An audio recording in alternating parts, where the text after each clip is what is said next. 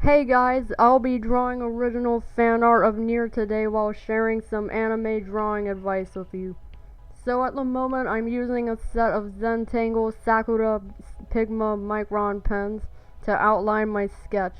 I really love using this set for anime characters because it comes with a variety of pen tip sizes, which lets you draw thick or fine lines, whatever you need. Like, it has a variety of different pen tip sizes that you can choose from, and I find it perfect for drawing anime characters, so I like to use this set.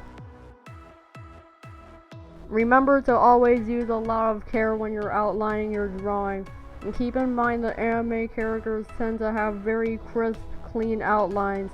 You don't want any jiggly jaggedy stuff going on in your drawing, or it won't come out looking neat and clean.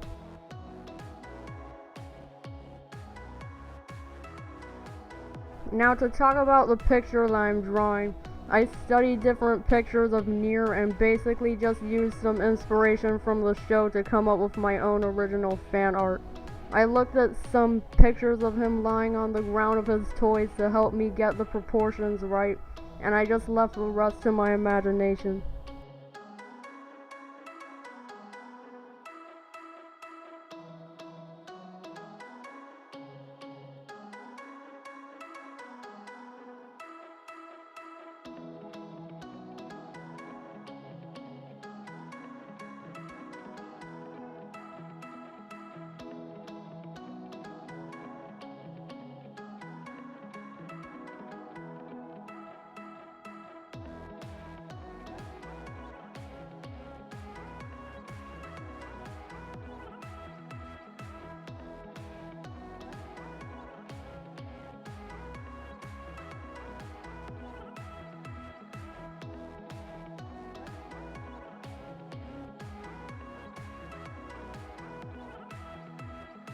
So now I'm switching to chameleon markers for the red dye and puzzle pieces. And for the white dye, I will be using some graphite pencils and blending tortillons.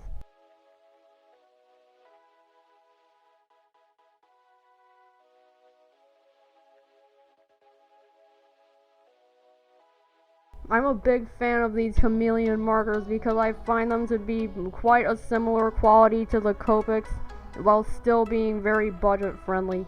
Also, as long as you color in a circular motion instead of streaking and scribbling, you should get a solid color on your page without starting and stopping lines that make it look messy. So now I'm moving on to his skin. I'm going over it lightly with some Prismacolor pencils. I make sure to keep a loose grip on the pencil so I don't push too much pigment into the page, because Nier has he has a very light complexion. So very carefully, when I'm done with the main color of his skin, I go over the edges of his face with a brown Prismacolor pencil to add some shadows. If you apply too much pressure on this part, the shadows will look very stark in contrast of the main color of his skin, and it just won't look right. After this, I finished the face by using a colorless blending pencil by Prismacolor.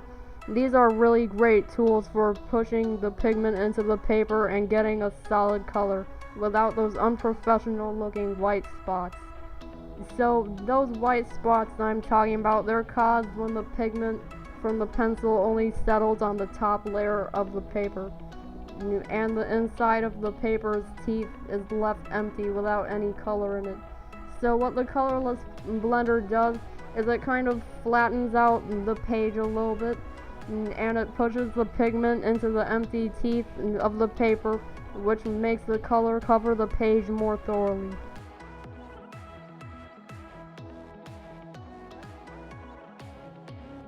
Now for his pajama pants, I'm using some blue Crayola pencils. After I finish coloring in the blue, I smooth it out with the colorless blender like I did for the skin.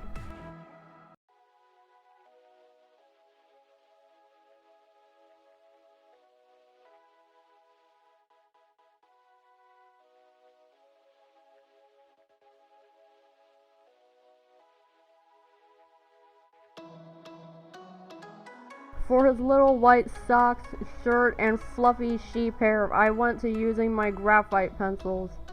And to blend them out, I use a tortillon.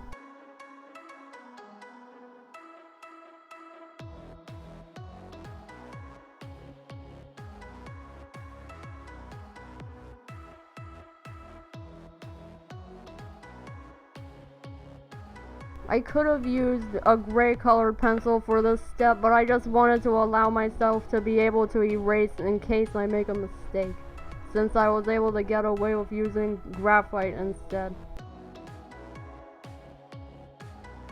For the train, I'm just using various colors of Crayola pencils, and for the larger parts, I'm using chameleon markers.